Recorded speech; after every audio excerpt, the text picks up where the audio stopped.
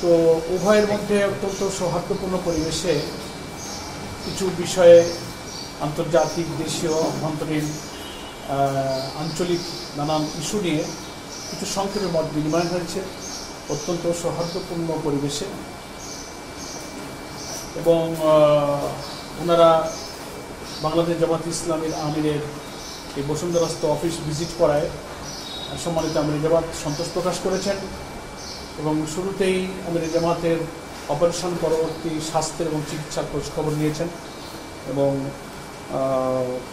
বাংলাদেশের আসন্ন জাতীয় সংসদ নির্বাচন স্বচ্ছ, নিরপেক্ষ, ক্রেডিবল একটা ইলেকশন হওয়ার ব্যাপারে ওনারা আশাবাদী এবং সে ব্যাপারে জামাত ইসলামের যে প্রচেষ্টা, ভূমিকা, সেগুলো নিয়ে আলোচনা হয়েছে। আমাদের রিফর্ম, আমাদের জুলাই চার্টার, এগুলোর মধ্য দিয়ে একটা ন্যাশনাল কনসেনসাস তৈরি হলে নির্বাচনটা নিরপেক্ষ হতে পারে সে ব্যাপারে সুন্দর মত বিনিময় হয়েছে। এবং সঙ্গে আমাদের রোহিঙ্গা সমস্যা, মায়ানমার, হিল ট্যাক্স ইস্যু এবং মায়ানমারের যে মানবিক পরিস্থিতি উদ্ভব হয়েছে সেখানে জাতিসংঘ সহ রোহিঙ্গা ইস্যুতে সকলের সমন্বিত একটা সমস্যা সমাধানের প্রচেষ্টা এবং উদ্যোগ প্রয়োজন।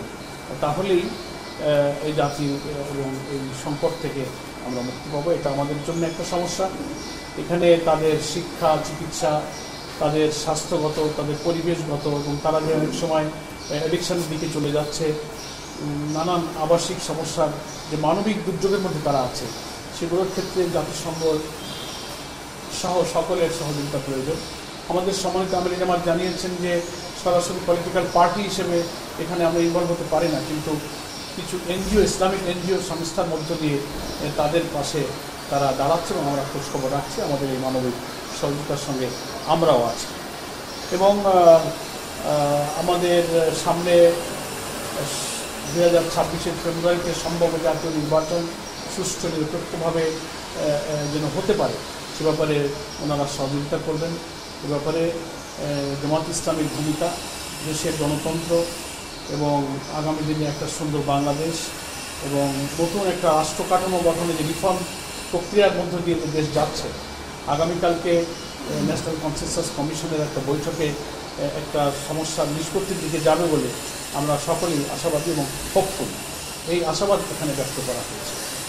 তো আমি সংক্ষেপে আলোচনার কিছু বিষয় উপস্থাপন করেছি।